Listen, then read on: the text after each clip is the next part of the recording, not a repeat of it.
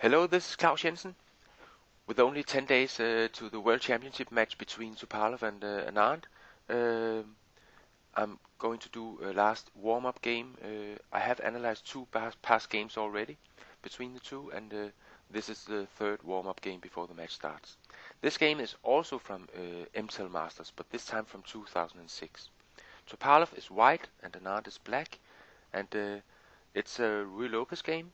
e4, e5, knight f3, knight c6, bishop b5, a6, bishop a4, knight f6, castles, bishop e7, the closed Ruy Lopez, rook e1, b5, bishop b3, and castles. Anand invites Topalov to the martial attack, which would have occurred after c3 and d5. But Topalov rejects and played the anti-martial h3, bishop b7, d3, rook e8, c3, h6, knight bd2, bishop f8, and a3 is played here. Topalov is planning to keep the bishop on the a2 g8 diagonal instead of retreating it to c2. d6, bishop a2, knight b8 unblocking the c pawn, b4, c5, knight b3, knight c6, rook b1. And Anand realizes that since Topalov has kept his bishop on the a2 g8 diagonal and has not played d4, then the bishop is doing nothing on b7 and could be more useful on e6. Bishop e3, bishop e6, queen c2, rook c8, queen b2. And Topalov has been preparing the opening of the b file for a few moves now, and now Anand shows that he has other plans. He plays the very nice c4, attacking the d3 pawn, which is the only pawn defending the e4 pawn. So this is a very nice move, and Topalov takes on c4, bishop takes c4. Now we see that this bishop is much better on c4 than on b7, and this is why Topalov wants to trade it off immediately. So he plays knight bd2, bishop takes, queen takes. And now we can see that Anand is well out of the opening, and the question for him is how to proceed from here. And I think there are many possible plans for black. I have done some arrows here to illustrate what I think would be a plan. It would be to play knight b8, d7, and b6, from where it could go to c4, and it could support a d5 push. But Anand has a much more aggressive plan, and it is to play the d5 push right away. And so he does.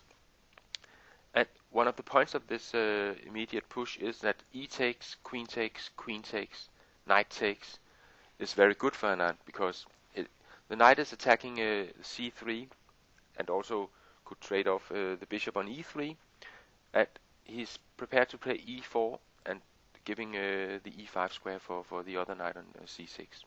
So this would be a good position for black. And Topalov therefore played rook b to d1 instead. d4 followed, very aggressive play from Anand now. c takes d4, e takes d4, knight b3, pinning the pawn in the d file. Knight takes e4 looks a little risky, but Anand later in the game shows that he knows what he's doing in this position. Topalov took on d4, knight takes and rook takes, and I think at this point things look quite promising for Topalov. Anand's queen is threatened, and so is the knight on e4, and it seems that the only proper defense for Anand would be to play knight d6, removing the knight from the threat and blocking the rook's attack on the queen.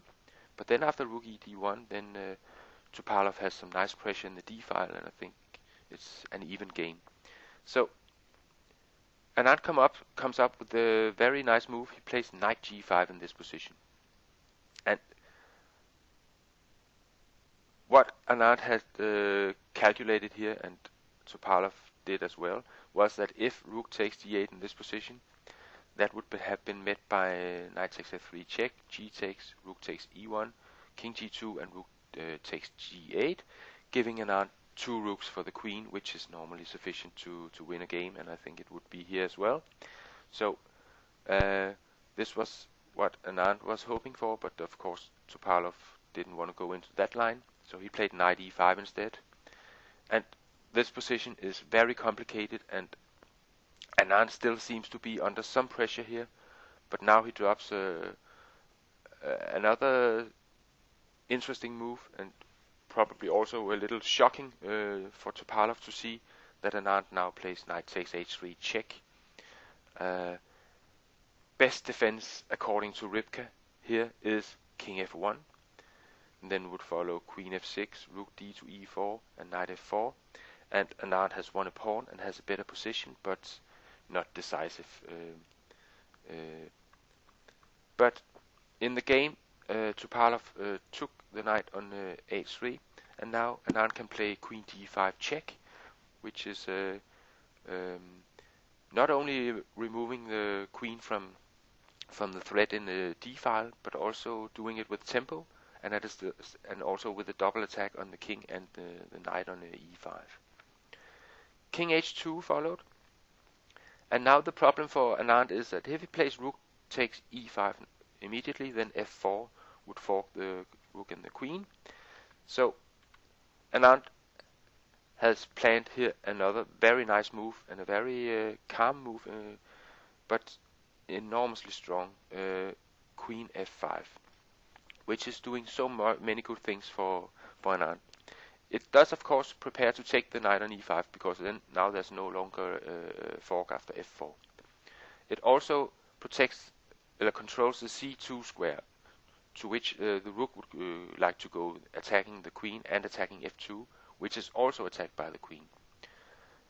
The queen is also eyeing h3, so rook c3 is also an option for black now, with an attack on the h3 pawn. So queen f5 is doing a lot of good things for Anand, so it's a very nice move. Topalov plays rook d to e4, blocking the communication to c2, and of course protecting the knight on e5. But now Anand brings the bishop back into play and pins the rook to the king after rook takes e5, rook takes, and bishop d6. Again, Topalov wants to prevent this rook c2 move, so he plays knight c5, blocking the c file, and now follows bishop takes e5 with check, king g2, and Anand is only up a pawn in this position, but he has a very good attack, which becomes apparent after rook c6, queen b3 from Topalov, rook g6 check, king f1, and the last very nice move in the game was bishop g3, and in this position Topalov resigned the game because he saw that there's no proper defense. Topalov is losing material in all lines. A line could be knight e4, then follows queen takes h3, king e2, rook e6, f takes g, and the rook takes e4 with a check, and this would lead to lost position for Topalov.